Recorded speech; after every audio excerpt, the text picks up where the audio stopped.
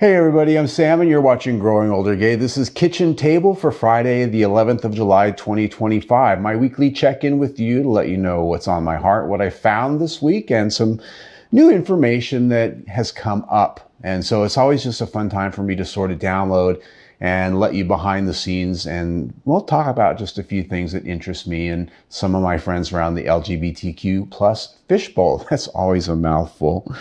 So right out of the gate this week, I am busy learning Spanish in earnest. Now, I've been doing it off and on over the past few years. I have a husband who speaks Spanish as his native language, and well, he's got a big family that I get to share and be a part of their lives. And I've been gradually sort of picking up pieces and parts, and it's just really become important to me, especially in our modern age and the way things are going out there. I'm just feeling this gut instinct that I really need to get off my duff and learn Spanish in earnest. And so I've been taking little classes online, and I've been doing a lot of little periphery type things to sort of absorb it. I listen to Spanish radio. I listen to Spanish music. I have been subscribing to people on social media, some hot looking guys from Mexico and some other Latin countries, and they're posting in Spanish. So I'm really trying to pull the influence in from all directions. And one of the things I'm doing is, and one of my goals beyond being able to sit down to family dinners and understand and speak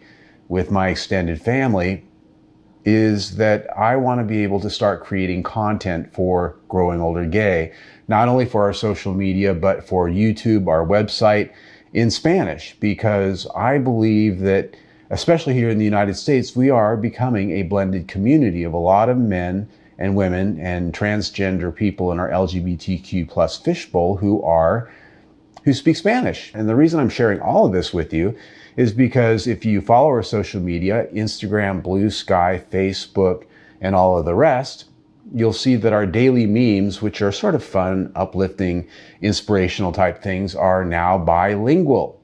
And so there's both English and Spanish there. And not only am I using the online translators, but I've got my husband double checking these things because the translators aren't always 100% correct. So I just want to let you know, if you've been watching your social media and you're like, what's that all about? That's what that's all about. It's about the fact that I'm welcoming in our Latino community into the Growing Older Gay because I love them just as much as I love anybody else, and they are welcome.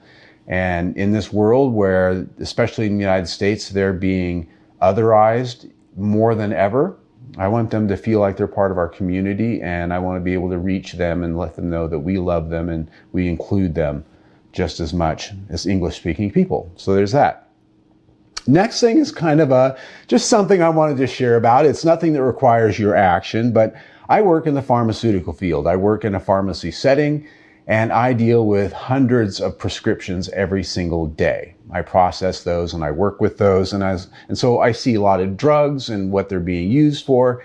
And one of the things that every time somebody prescribes something to somebody, they have to usually accompany that with a diagnosis. And there is a such thing called an ICD-10 code, which is a diagnosis code, sort of a standard, right? Whenever you are diagnosed with something that requires a medication, if that code exists for that particular situation, it's put on the prescription, sent off, and that's used for insurance billing purposes. It's used for a lot of other sort of behind the scenes things. So there's a lot of people out there, and I see a lot of prescriptions for the drugs that are used for transitioning for gender. When I see these prescriptions, there's always a term on there that it's just a little bit cringe, because the medical diagnosis officially for somebody who's looking to transition, dual role transvestism, also known as gender dysphoria. Now, neither one of those terms sounds very palatable. If I were somebody transitioning and I got my medication and saw one of those terms on there, how would that make me feel? And maybe I'm wrong about this. I'm just kind of expressing something that I've been feeling and I see at work every day. Every time I get one of these prescriptions, I almost want to leave it off because it just seems like it's not complimentary. The actual language around dual role transvestism is severe gender dysphoria coupled with a persistent desire for the physical characteristics and social roles that connote the opposite biological sex. Okay, that makes some clinical sense. the act of dressing like and adopting the behavior of the opposite sex, often for sexual gratification. Now that one, that just seems, it's cringe the way that reads. It just seems like, there, I'm just going to leave it there. The urge to belong to the opposite sex that may include surgical procedures to modify the sex organs in order to appear as the opposite sex. So these are just, I did not write this. This is right out of the medical handbook. This is what the doctors are looking at when they're trying to assign that diagnosis to someone. And while some of these are clinically accurate, some of them, they're almost patronizing. It's like trying to clinically describe someone's belief in God or clinically describe someone's sexuality in and of itself, right? If you're homosexual, you're not displaying a desire to change from heterosexuality. You're just who you are. The people that I know who are trans, they're not describing, oh, well, I like to dress like the opposite sex for sexual gratification. That's not it. This little story I'm sharing with you doesn't require you to do anything. I just wanted to share it with you because I see this every day at work, and it makes me crazy that we don't have a more accurate, a more complementary, and a more realistic way of diagnosing this process of transitioning and the situation in which someone's going to do that maybe isn't insulting, maybe isn't a psychological disorder, as this technically falls under in the medical world. So there's just that. I'm going to leave it there because I don't know that there's a solve for this. It's just something I just had to share with somebody to get it off my chest. If any of you out there are medical, psychological, or pharmaceutical experts and you can elaborate on this a little more, you're welcome to put that down in the comments. Do know we do approve all of our comments just because that's how we are. So the next thing, I want to share a wonderful podcast. I listen to a lot of podcasts at work while I'm processing prescriptions. And so I like to share one that I come up with that's really good. Now, if you have been on TikTok for any length of time and you're gay, you have seen the old gays. Oh my God, I love these guys. I love them. This is who I want to be when I grow old. Now, I'm older, but I am not in my 70s and 80s just yet. But when I do, if I get to be there, I want to be these guys. They are having fun. They are living a life of love. And they are showing us what we can be when we get old. We can still have vibrant lives full of joy and happiness. And so now they are offering a new podcast called Silver Lining that is on all of the places that you're going to find a podcast. Robert Reeves, Jesse Martin, Bill Lyons, and Michael Peterson. And they cover a lot of stuff like their wisdom gained of a lifetime, gay culture from the 70s, the AIDS crisis, and how they relate to modern gay culture. And they have a lot to offer us as we grow older in watching the youth that's going to be behind us do a lot of things that are different than what we do. Gay culture is not a monolith. It changes over time. If you look at the 70s, the 80s, the 90s, the 2000s, and today, and you sort of get a meme or a picture of gay culture, it's different. And the things that affected the culture are different. And so these guys just bring a wealth, and they're funny, and it's just a joy to listen to them. Now, they are older, so they don't do a podcast every single week. They're like once every 2 weeks, but I encourage you to check them out. They are just, I want to be these guys when I get older. Wherever you find podcasts. So the next thing is an event I want to talk about, the Big Bear Romp at Big Bear Lake in California, August 14th through the 17th. I love my bear events because they are fun. The bears are guys that are some of the most open. They're not the plastic white party types that are really sort of looking down their nose at you most of the time. I'm not an A gay, right? I don't go to the brightly colored neon parties where everyone's absolutely perfect, like you might see in West Hollywood and certain parts of Palm Springs, maybe Fire Island. I'm an older guy with a little bit of a dad bod.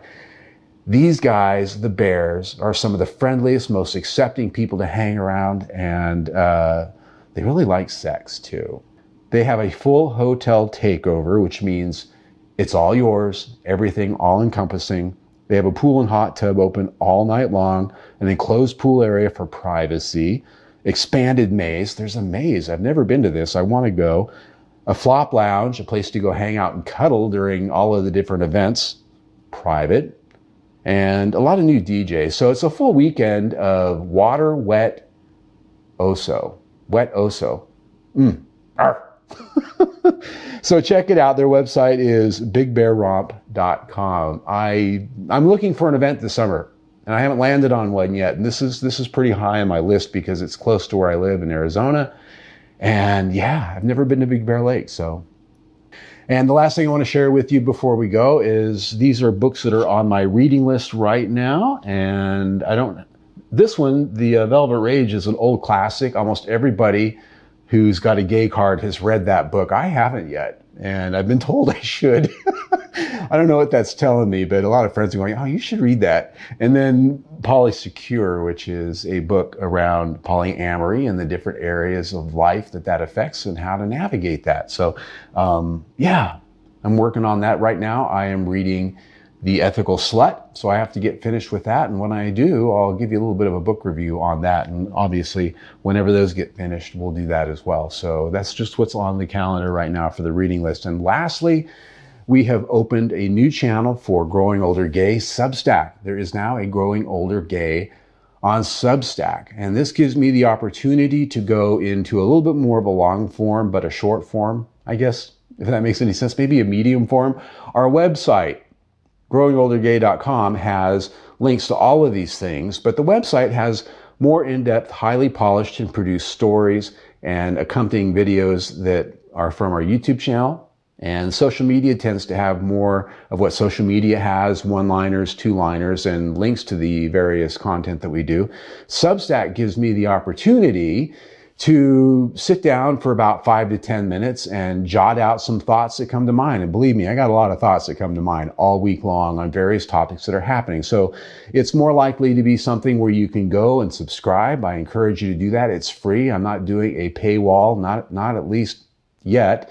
Maybe someday if there's a justification, I might go there. But right now it's entirely free to subscribe. And so you get everything I'm producing there. And it's just a place for me to sit down and share a little bit more that's going on topically out there in the news maybe, or experiences that I have. And right now there's only one post as I sit here and record this video. And it's just an introductory post telling you all a little bit about myself, which I probably don't do enough of because I don't like talking about myself. But there it is, a little bit about me. Until next week, you can see our latest video right there. Please subscribe to our YouTube right there. Either way, stay tuned.